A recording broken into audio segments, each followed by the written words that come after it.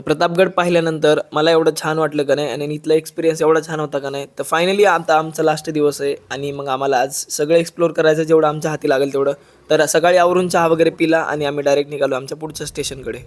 तर महाबळेश्वरमध्ये आमचा आज शेवट दिवस आहे त्याच्यामुळे आम्हाला खूप सारं कव्हर करायचं होतं ठिकाणी म्हणजे गोष्टी. तर त्याच्यानंतर आम्ही कॅब वगैरे पकडली. आम्ही डायरेक्ट पोहोचलो इथं महाबळेश्वरच्या लेक पॉईंटला. तर लेक पॉईंटला याच्यामुळे की आम्हाला मॅप्रो गार्डन वगैरे करता येणार नाही कारण आज रविवार असल्यामुळे खूप रश होता. तर इथं बघितलं की हेच बघण्यात आमचा दिवस जाणार होता आणि एवढं सुंदर होतं का नाही या गोष्टी. तर आम्ही 12-1 वाजता आम्ही काहीतरी पोहोचलो होतो इथं. नाही म्हणजे इव्हनिंगचा टाईम होता शाळेत. तर त्याच्यानंतर मग हिला पण इथं फोटो काढायचे होते म्हणून रडारडी चालू होती. तर फायनली आम्ही लाईफ जॅकेट वगैरे घातले. तर मी एकदम टेरिस्ट लुक म्हणजे सुंदर दिसतोय बरं का.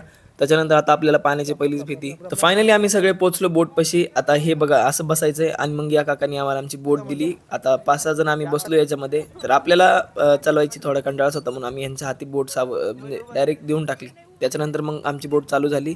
आता हे पॅन्डल बोट असल्यामुळं आमच्या हातातच आमचं सगळं कंट्रोल होतं. तर हे असं फक्त थोड्या वेळासाठीच होतं कारण पाण्यापासून आम्हाला दोघाला खूप भीती वाटत होती. पण ही पोरगी बघा विषय नाही. त्याच्यानंतर मग आम्ही थोडंसं दूर गेलो किनाऱ्यापासून. तर या बोटीची प्राईस होती की 1 तास काहीतरी आय थिंक 500 या 600 रुपीज होतं 1 तासात. मग आम्ही ते 1 तास इकडंच एन्जॉय केला आणि फायनली आमची बोट आम्ही किनाऱ्यावर घेऊन आलो. तर मग मस्त वाटलं सगळ्यांना. मला थोडं भीतीच वाटत होती आणि लहान-लहान लेकरं बघा बापरे! एवढी-एवढी लहान-लहान लेकरं घेऊन येत होती इथं लोकं. फायनली हे देऊन टाकलं बाबा पाण्यापासून लांब आलो.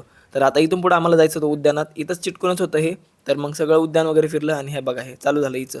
तर इथून हा म्हणजे लोणावळा लेक सॉरी लोणावळा लेकच म्हणतोय. इथला लेक खूप छान दिसत होता. त्याच्यानंतर मग बाकीचं आम्ही उद्यान एक्सप्लोर केलं.